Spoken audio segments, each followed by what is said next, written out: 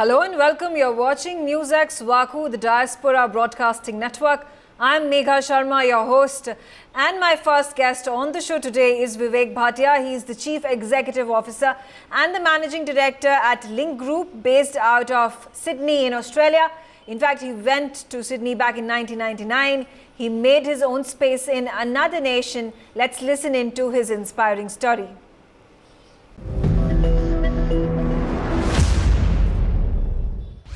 He is the CEO and Managing Director of Link Group in Sydney, Australia.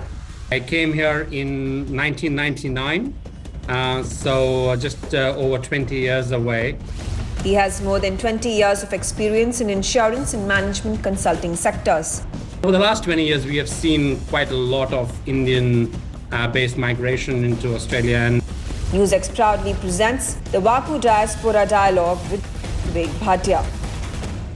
Hello and welcome. You're watching NewsX Waku. My name is Megha Sharma. Joining me on the broadcast is Vivek Bhatia, who's the Chief Executive Officer and the Managing Director of Link Group, that's based out of Australia. Let's understand his journey all the way from India, where his roots are firmly planted, to Australia, where he's been heading conglomerates for years together now, and his efforts have obviously brought about the Indian diaspora community on the world map. It's good to have you, Vivek, on the show. The pleasure is all mine, Megha. Thank you for having me. So Vivek, I'm very curious to understand, are you a first generation Australian, Indian Australian who has traveled and made his mark in the native land, or is your legacy much further behind with your grandparents and parents setting up the roots for you, setting up the base for you in Australia?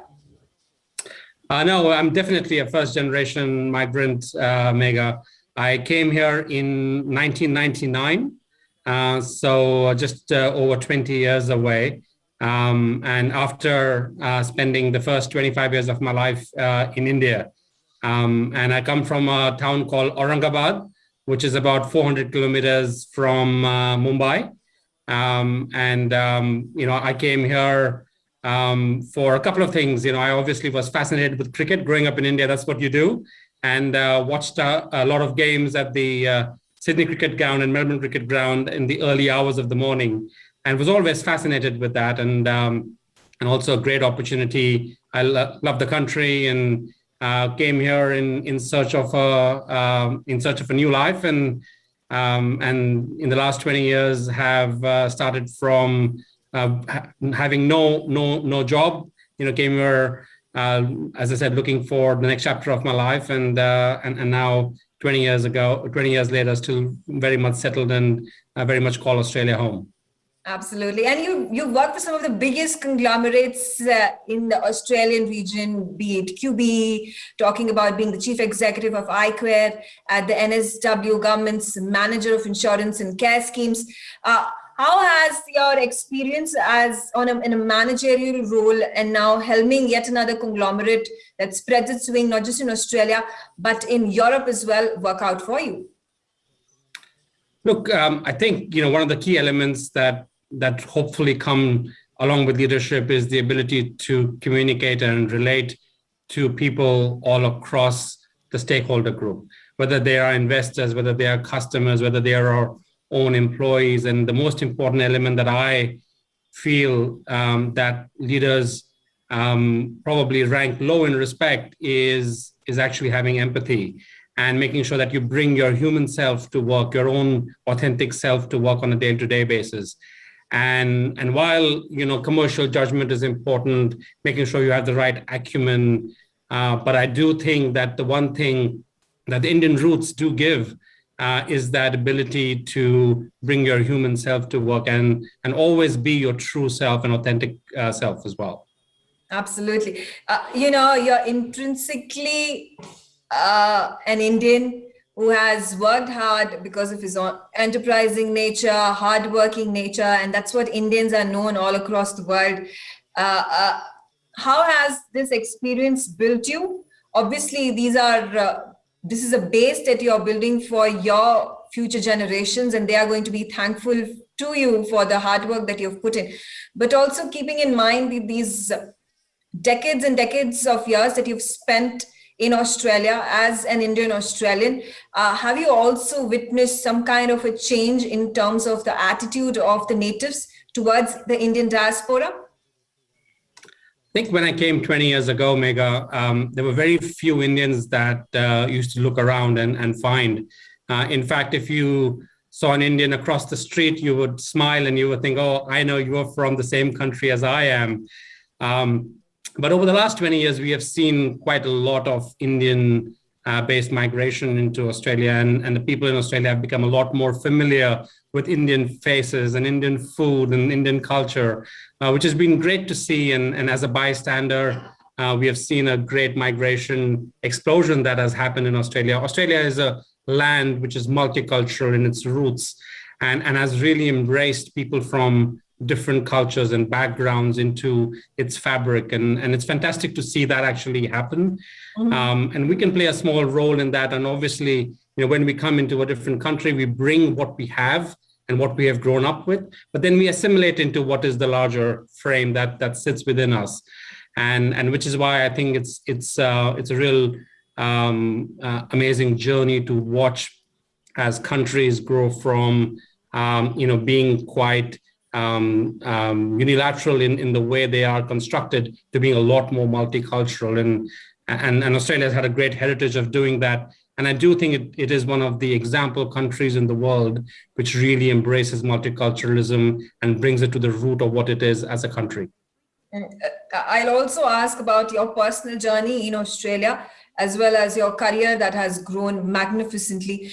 What kind of challenges did you face as a professional and also as an Indian American? Were there any hindrances, any bottlenecks that you had to face, keeping in mind your ethnicity?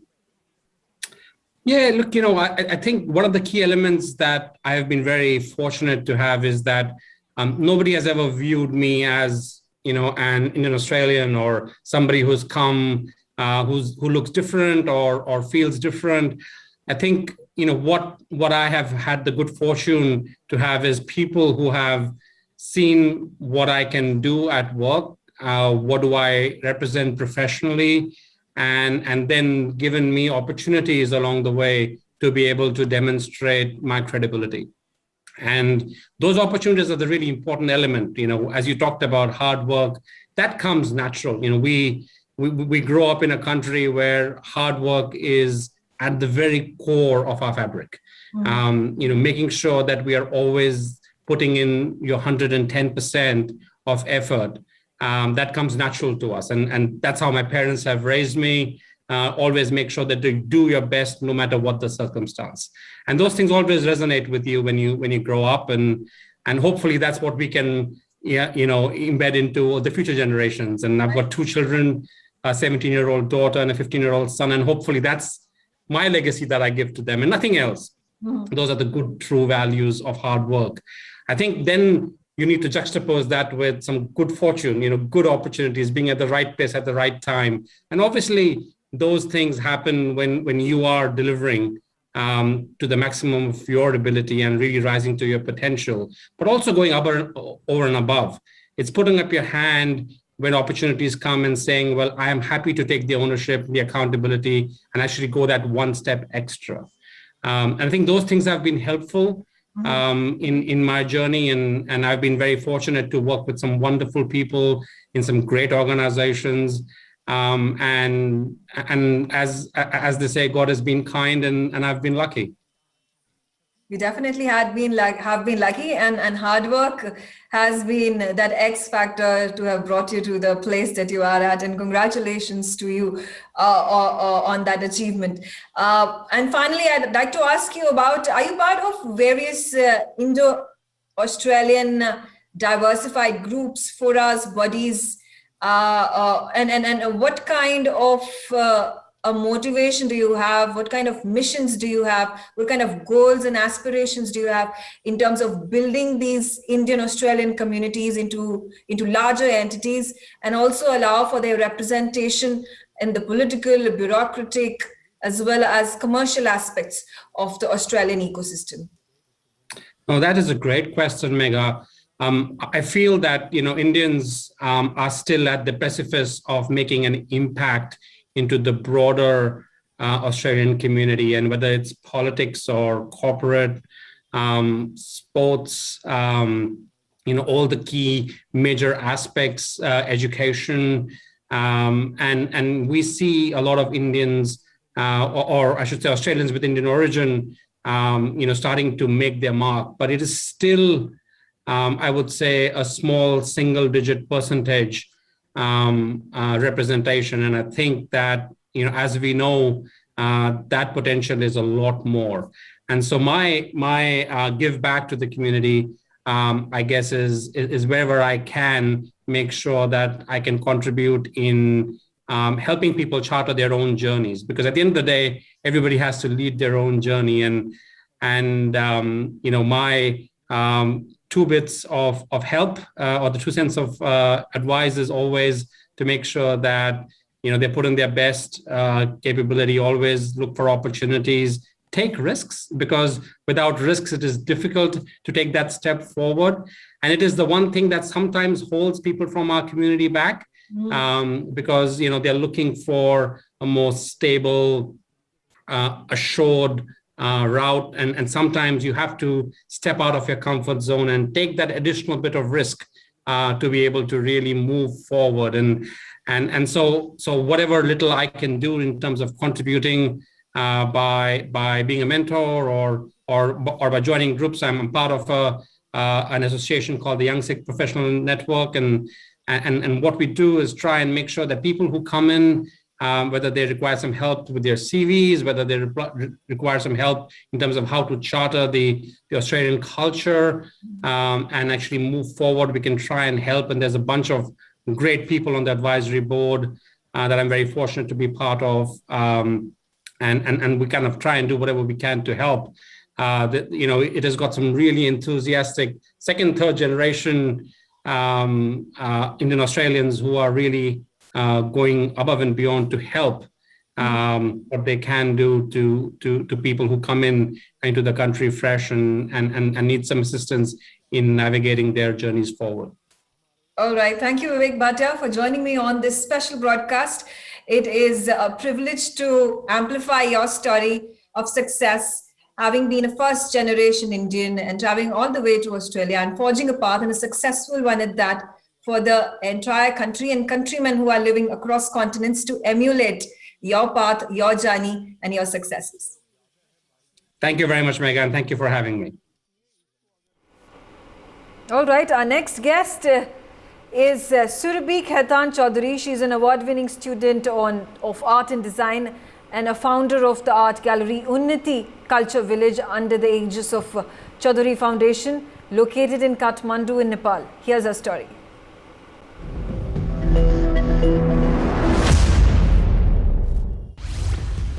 She is the founder and director of Unnati Cultural Village under the aegis of Chaudhary Foundation.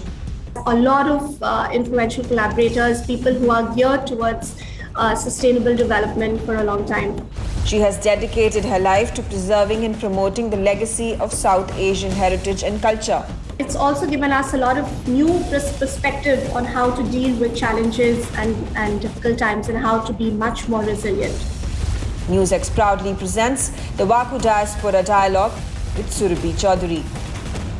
Hello and welcome. You're watching NewsX Vaku with me, Megha Sharma. Joining me on the broadcast is a very special guest, Surabhi Khaitan Chaudhary. She's the founder and the current director of the Unnati Culture Village under the aegis of the Chaudhary Foundation, which is based out of Kathmandu in Nepal. And it's great to have you, Surabhi. Talk to us about the kind of initiative that Unnati Culture Village is under the aegis of Chaudhary Foundation. Right. So, Megha, the birth of Unnati Cultural Village happened a few years ago. It's an initiative of the Chaudhary Foundation, and we're catered towards social sustainable development. The foundation's portfolio is pretty diverse, ranging from skills, livelihood, education, women's health and safety, disaster relief programs, housing, skill sets, and so on. And under the skill and livelihood development, Unnati as a project has been established. We are 4 years old, and the And a cultural village has been established called Unnati Cultural Village in the foothills of the plains of Nepal, and it is a platform that showcases various arts, crafts, dance, music, culture, heritage. The whole can be found over here. All the traditional industries are umbrellaed under the Unnati Cultural Village program. We are also very strongly geared towards women empowerment and youth development.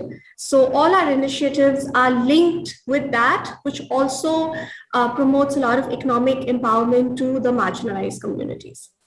That's fantastic. Quite a noble initiative that you have spearheaded, you have launched under the Chaudhary Foundation. But also talk to us about what exactly is Chaudhary Foundation? How long ago did it start off? What was the motive behind its conceptualization?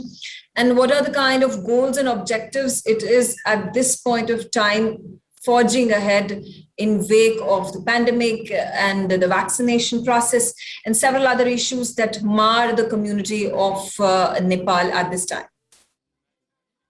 So, as you know, the Chaudhary Group is it's a conglomerate. It's the first multinational institution of Nepal, the only Forbes listed company of Nepal, and so entrepreneurship development was one of the first initiatives for the foundation that was started. Because we felt that economic empowerment and prosperity for the people of the country is the road to sustainable success and prosperity for the nation and for its people. And for that, in 1995, the Chaudhary Foundation started out with its first projects incubating social businesses. And the Nepal social business projects have started out about 35 years ago. And we've incubated various programs related to entrepreneurship development. And as the programs kept developing and growing, based on the need of the hour, various other verticals in the foundation was established. Very recently, I mean, when I got married, within my first year of my wedding, we experienced the disastrous earthquake in 2015, and our group was the first to respond to that disaster. And Nepal is very prone to such natural disasters through flooding, typhoons, earthquakes, and landslides, and various other things. So the disaster relief management department is also a very, very active vertical. Heritage and spiritual development, because Nepal hosts some of the most coveted World Heritage Sites, UNESCO World Heritage Sites in the country, in the region. So we were catered towards spiritual and heritage preservation and development, women's health, so nutrition. Again, a huge issue in Nepal. So that is also something that we are very strongly focusing on. Education, digitizing education, and giving digital computers and classrooms to various rural areas, water and sanitization.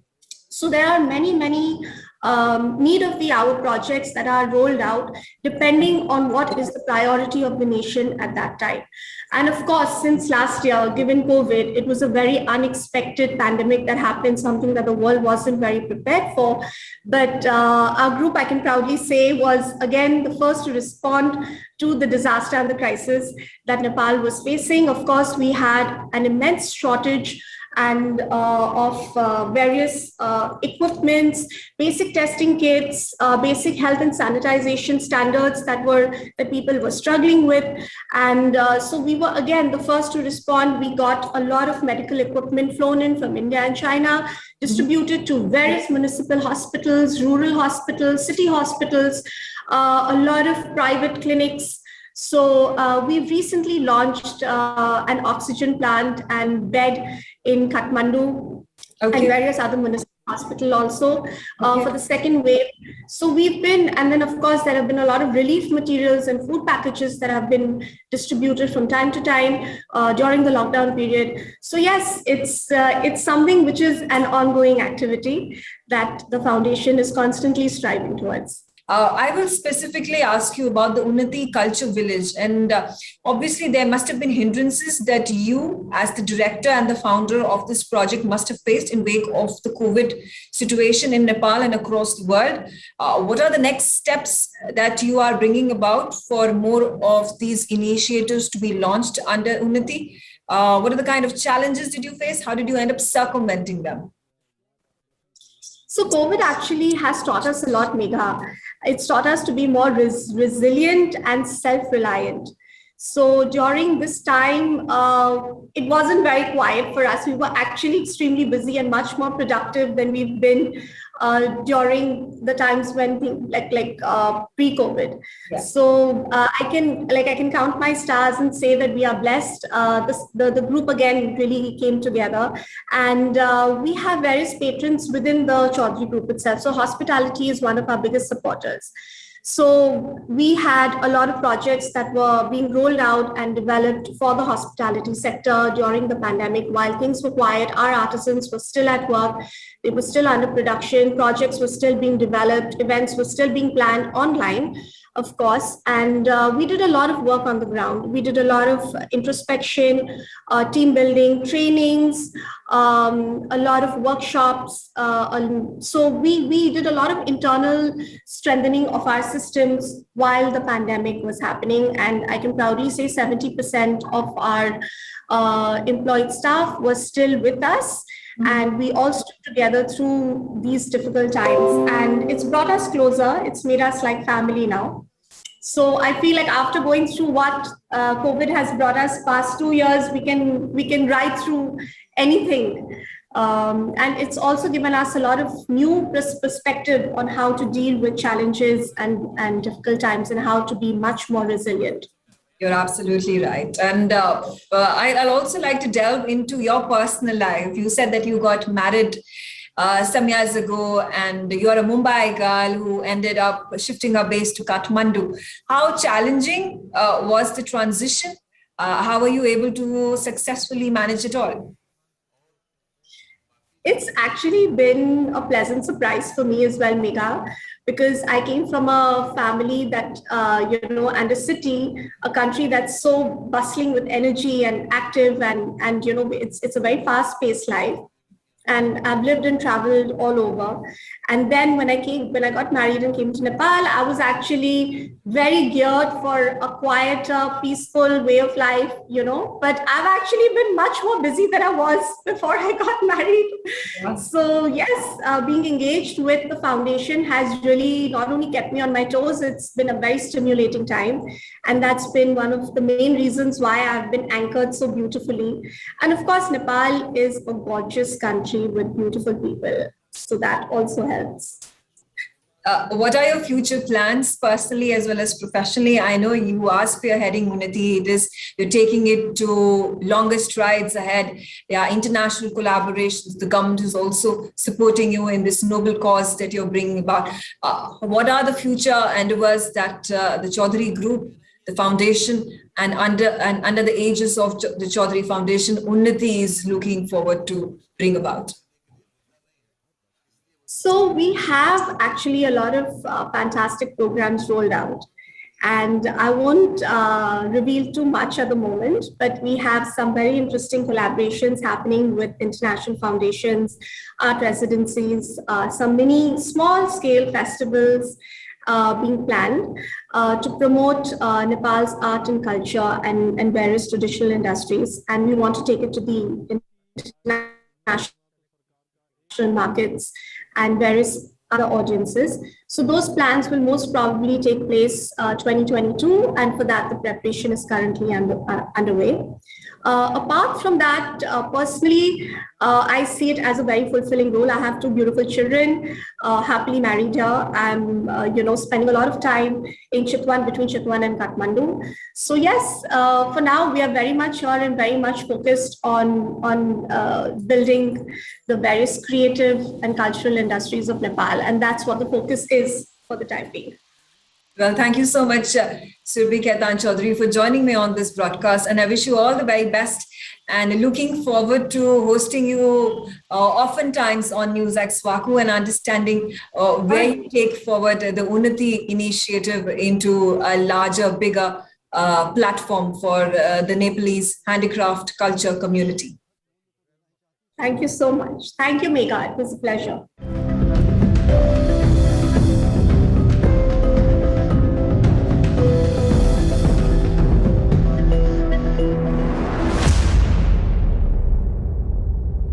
NewsX ITV network have proudly launched the WAKU Diaspora Broadcasting Network. WAKU DBN will be India's first mainstream platform dedicated to the diaspora community. Help support us, become WAKU patrons at memboro.com/WAKU. You will get the first access to our interviews, make recommendations, merchandise access, ask questions and get a shout out of thanks on our TV shows. You can also suggest to us who should get the WAKU Golden Chakra Awards and also tell us who should get into the WAKU Hall of Fame. Limited memberships are available at 100 rupees per month on Memboro WAKU. Sign up now, log on to memboro.com/WAKU.